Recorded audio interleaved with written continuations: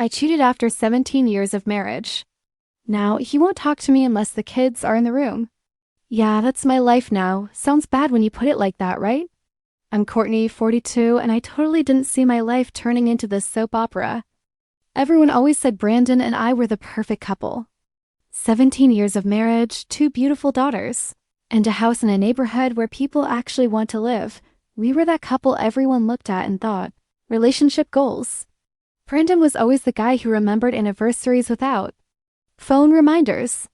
He'd bring home my favorite takeout when I had a rough day at work. When Haley and Julia were little, he'd take them for daddy days so I could have time to myself. He was the husband who actually listened when I complained about drama at work, who rubbed my feet after I wore those killer heels I loved even though they murdered my arches. For our 10th anniversary, he planned this whole weekend getaway with all my favorite things.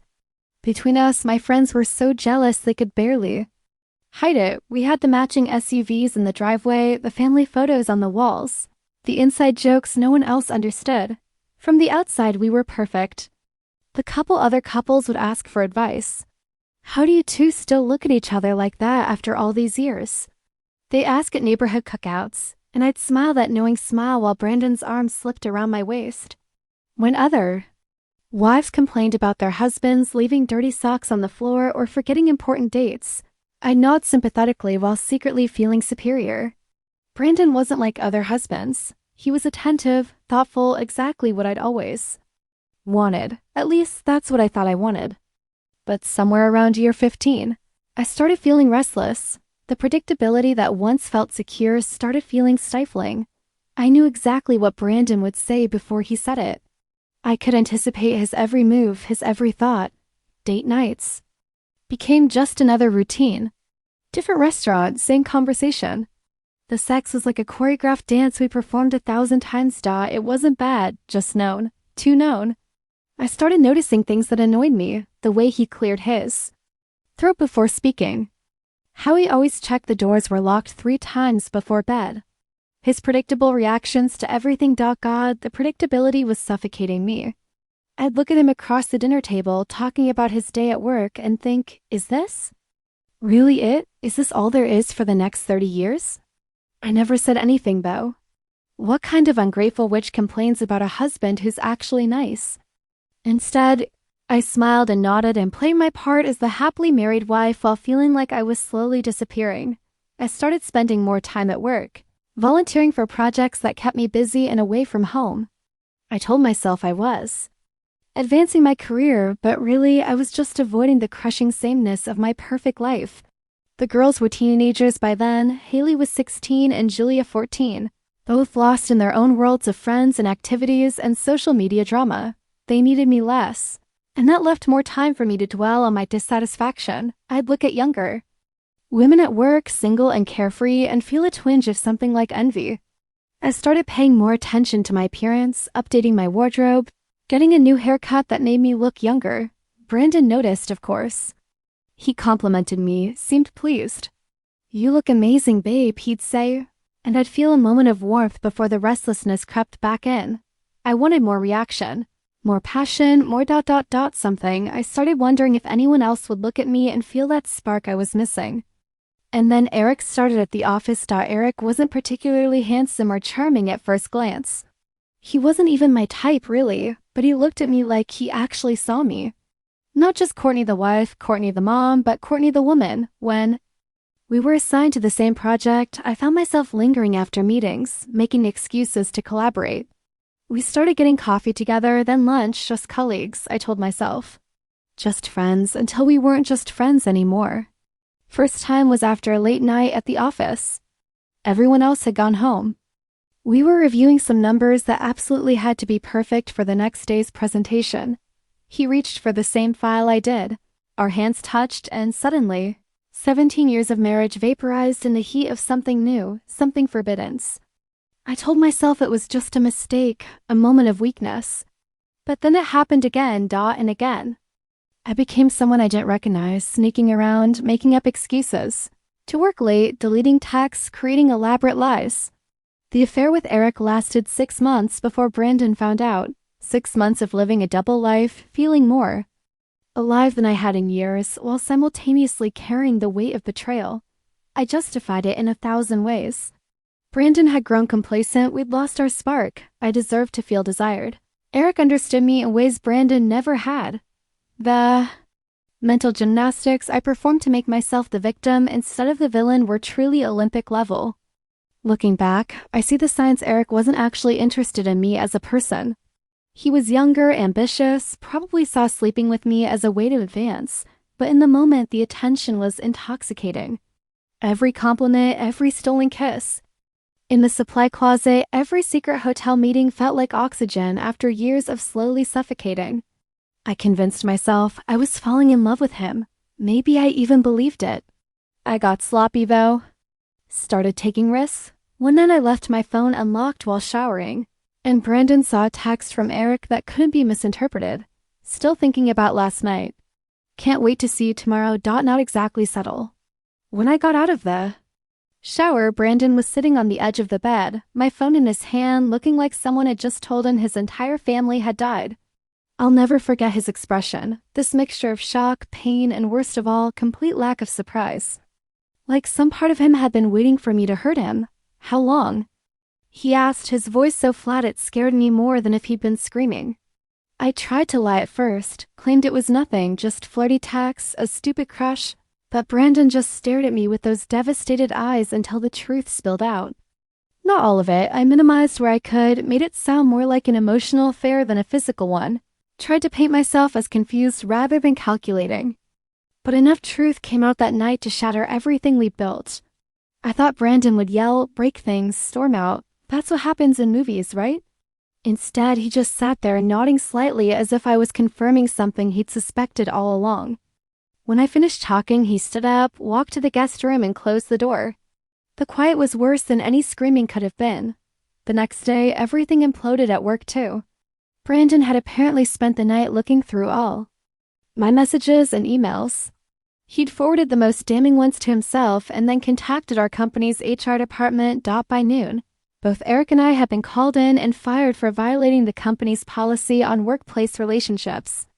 Eric wouldn't even look at me as we cleared out our desks, suddenly strangers again.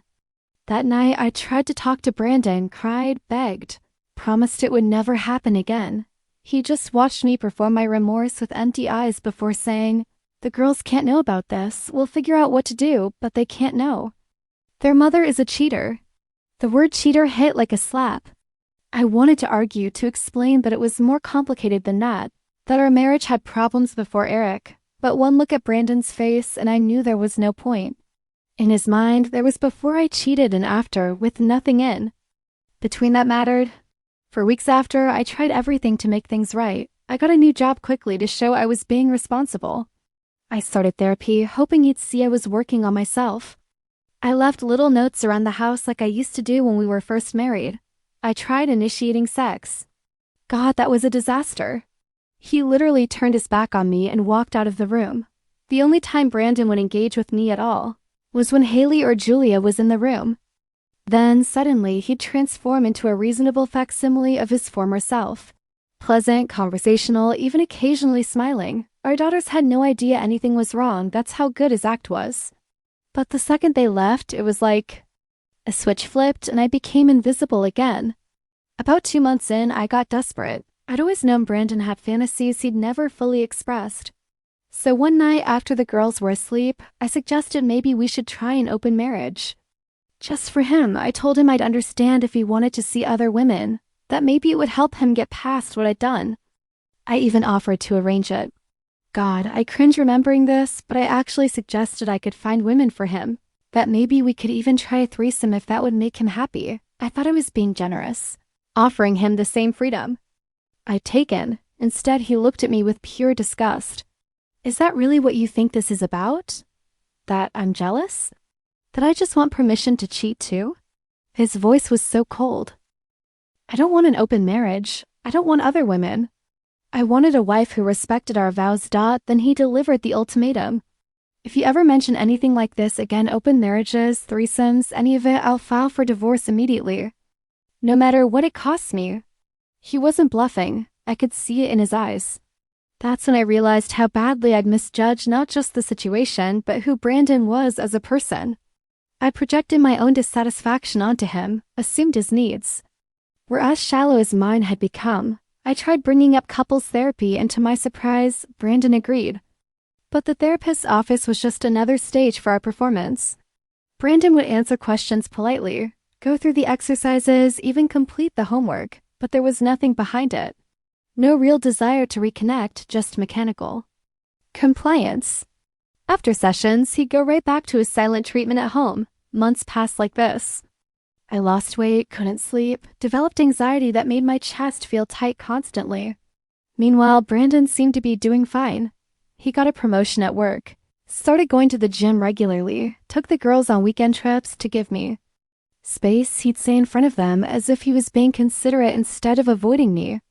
I found myself frantically checking his phone when he wasn't looking, convinced he must be having an affair of his own. But there was nothing, no suspicious texts, no unexplained absences. It was almost disappointing, having no ammunition to use against him, nothing to make us even. The worst part was watching him with Haley and Julia. He was still the same loving father he'd always been, helping with homework, attending school events, making pancakes on Sunday mornings. They adored him, completely unaware that when they weren't looking, their father couldn't stand to be in the same room as their mother. Why are you putting so much effort into pretending? I finally asked him one night after the girls went to bed. Why not just tell them the truth and leave if you hate me so much? Brandon looked at me for a long moment before answering, because, unlike you, I don't make choices based solely on what I want in the moment. Our daughters deserve an intact home until they're ready to leave it. After that, he didn't finish the sentence. He didn't have to. It's been almost 2 years since D-Day. As they call it on the infidelity support forums, I've started browsing in my loneliness. 2 years of living with a man who's physically present but emotionally gone. 2 years of maintaining our perfect couple facade for the neighbors, for our families, for our daughters. Haley's going to college next year. Julia will follow too. Years after that, the clock is ticking on whatever remains of my marriage, and I know it. I've tried everything. Apologies, seduction, guilt, anger, indifference. Nothing penetrates the wall Brandon has built between us. Sometimes I catch him looking at me when he thinks I won't notice. There's no hate in his eyes anymore, which is almost worse. Just nothing. Complete indifference, like I'm a stranger he's sharing space with temporarily. The husband who used to every new outfit, every haircut, now looks through me as if I'm not even there. Last week, I found paperwork in his desk drawer, financial planning documents, information about apartments in the city near his office, a consultation receipt from a divorce attorney dated just a few weeks after he discovered the affair. He's been planning his exit for almost 2 years, just waiting for the right moment. And I realized that while I've been desperately trying to save something that's already dead, Brandon has been patiently building his escape route. The most painful part is that I still love him. Or at least, I love the man he was, the life we had. I miss the comfort of his arms around me at night, the sound of his laugh, the way he used to look at me like I was his whole world. I threw it all away for what? A few months of excitement. With a man who didn't even bother to contact me after we were fired? Last night, Brandon actually spoke to me directly for the first time in weeks. I'm taking Julia shopping for a homecoming dress tomorrow. He said, his tone perfectly neutral, like he was talking to a casual acquaintance. She wants both of us there. Can you make it? Of course, I said, pathetically grateful for this crumb of normal interaction. I wouldn't miss it. He nodded and turned to leave the room. Brandon, I called after him, my voice catching. Will it ever get better? Will you ever forgive me? He paused in the doorway, his back still to me. For a moment, I thought he might not answer. I've already forgiving me, Courtney, he said finally, his voice soft but clear.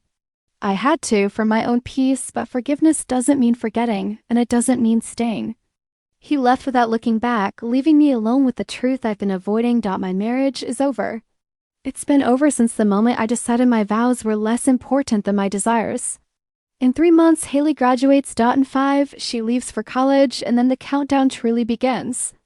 I see my future stretching out before me, divorce papers, selling our house, dividing our possessions, watching Brandon start a new life without me, while I'm left with nothing but regret and memories of what we once had.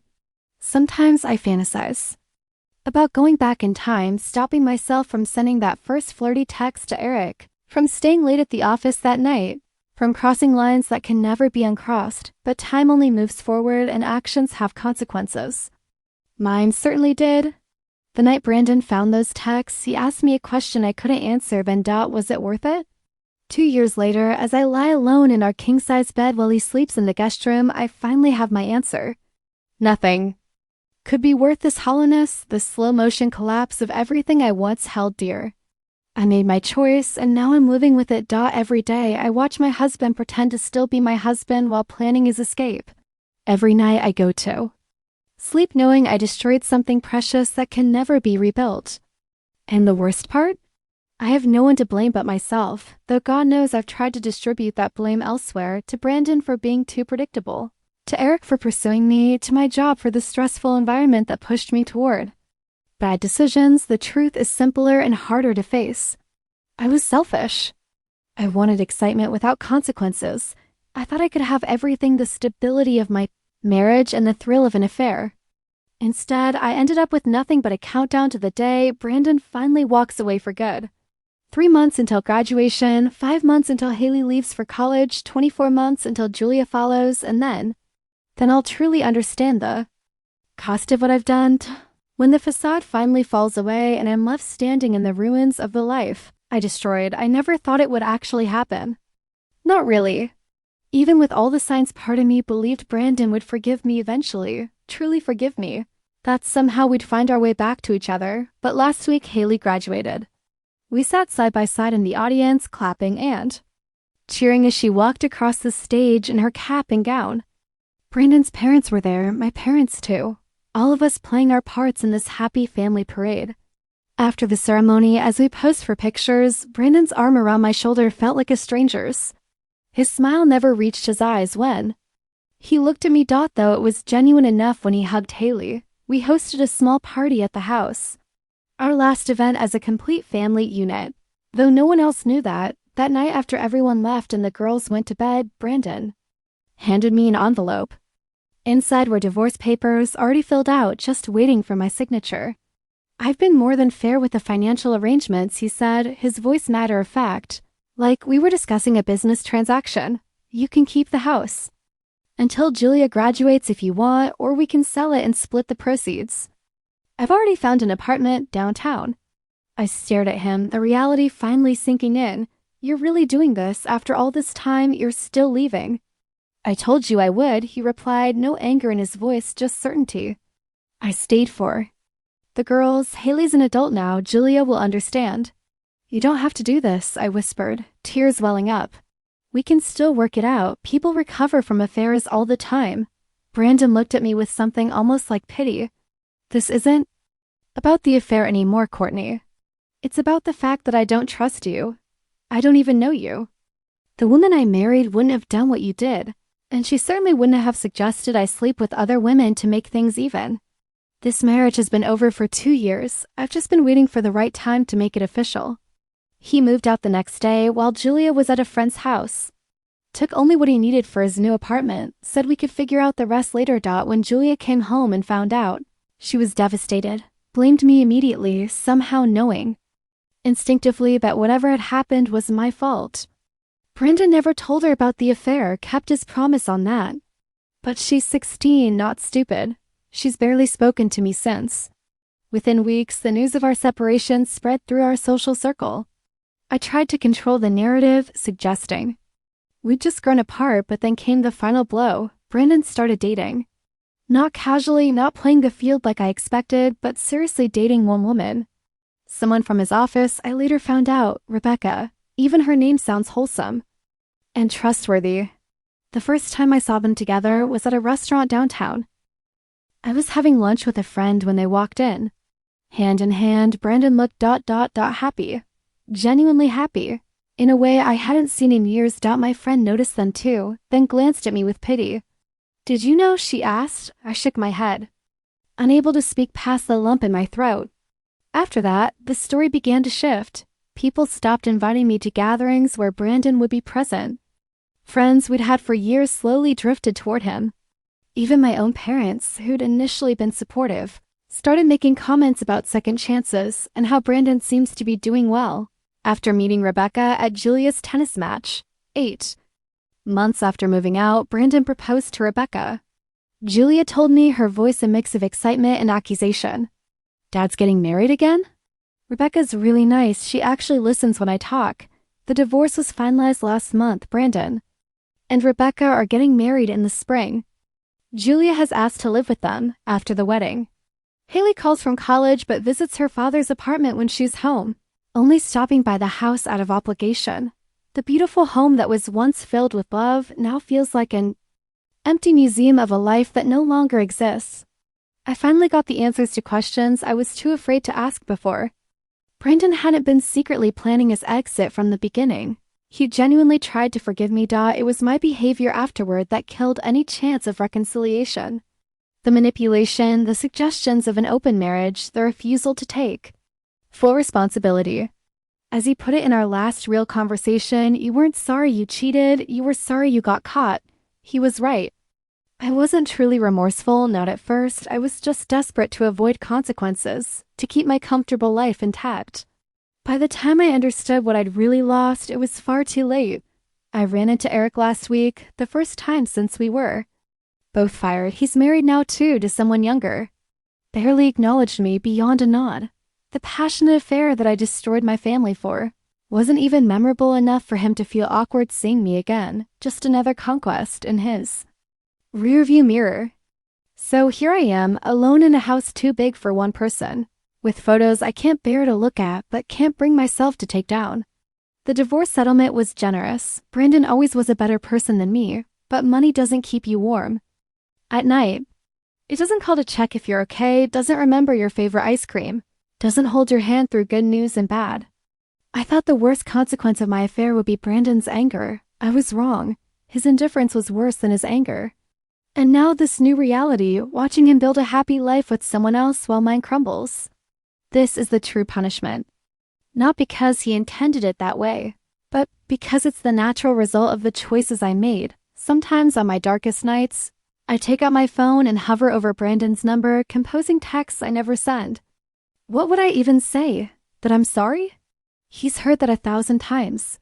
That I miss him. That would only burden him with guilt he doesn't deserve. That I still love him? That stopped being relevant the moment I betrayed him. So instead, I live. With my regrets, I smile through Julia's increasingly rare visits. I send Haley care packages at college. I go to work, come home, eat dinner alone, and wonder how I could have been so blind, so selfish, so sure that the grass was greener somewhere else when I already had everything that mattered. Brandon asked me once if it was worth it. The answer haunts me every single day. Nothing was worth this. Nothing ever could be.